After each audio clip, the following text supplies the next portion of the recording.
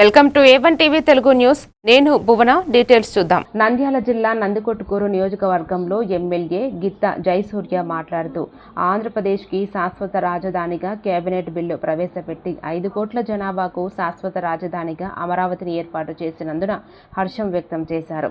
ఇక అమరావతిని ఎవరు కూడా తొలగించలేరని ఆయన అన్నారు. ఈ కార్యక్రమంలో టీడీపీ కార్యకర్తలు కేకులు కట్ చేసుకుని ఊరేగింపు నిర్వహించారు.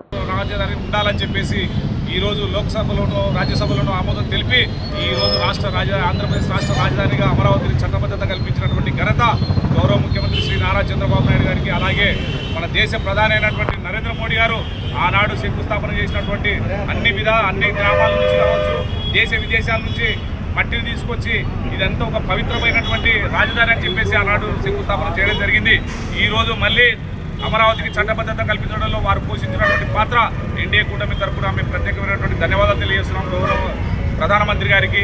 అలాగే ఈ రాష్ట్రానికి ఈ రోజుతో మన రాష్ట్ర రాజధాని ఏదంటే మన గౌరవంగా మనం అమరావతి అని చెప్పుకున్నటువంటి చట్టబద్ధత కల్పించినందుకు అందరికీ కూడా ప్రత్యేకమైనటువంటి ధన్యవాదాలు తెలియజేస్తున్నాం.